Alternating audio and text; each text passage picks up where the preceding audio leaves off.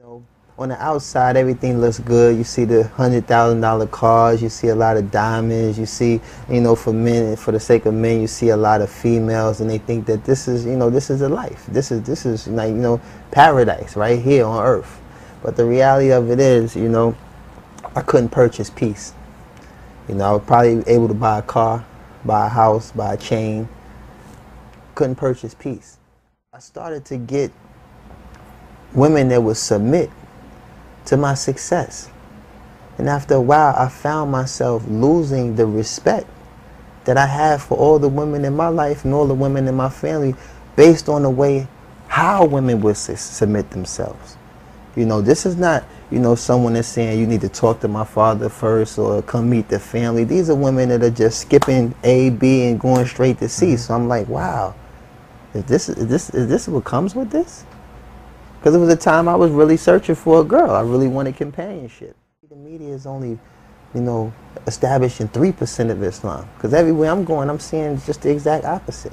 I'm seeing streets you can eat off. I'm seeing people whose hospitality is just amazing. Everywhere you go, someone's offering you tea. Someone's offering you dates. Someone's offering you help. People that are very less fortunate than the people I used to hang with. I'm hanging with multimillionaires. They got yachts.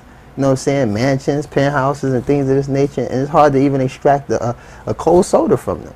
And then to be around people who really didn't have much, were always willing to give, and want nothing in return, because they feel that their blessings come from Allah. And that's a concept that I could incorporate in my life because I was a giving person. Allah's guidance is just amazing because I think sincerely in my heart, Allah heard me. And heard the oppression that's hidden, from a lot of us entertainers. We try to forge this image and we try to forge this character that's, like suitable for the fan. The fan admires this character, they're drawn to this character, but the reality of it is we face tragedies no different from normal people. The van being called in the city, like, just rang through the whole city. Everybody would just stop. You could hear people breathing. This is a song that I heard that was more beautiful than any song I've ever wrote in my life. That's the Muslim call to prayer. The Muslim call to prayer, Yeah.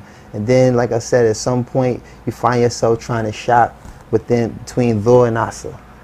Everyone's taking the sunnah nap. I come from New York City. Everything's 24 hours. I've never seen anybody shut down in midday. You know what I'm saying? And all this is for the sake of Allah. All this is for the sake of God. And it's like, this was so consistent. Every place I went, I just seen this whole consistent practice of worshiping the one true God. And I used to ask myself as a child, how is Jesus God if he prays? Who's he praying to?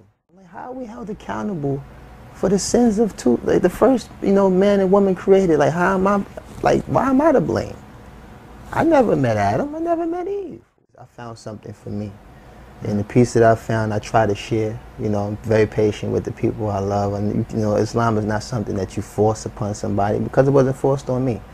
I was fortunate to find Islam without no dawah. No one sat down and talked to me about Islam. So I know that I was guided here purely by Allah subhanahu wa ta'ala. You go where it gives you more. And I found more in Islam.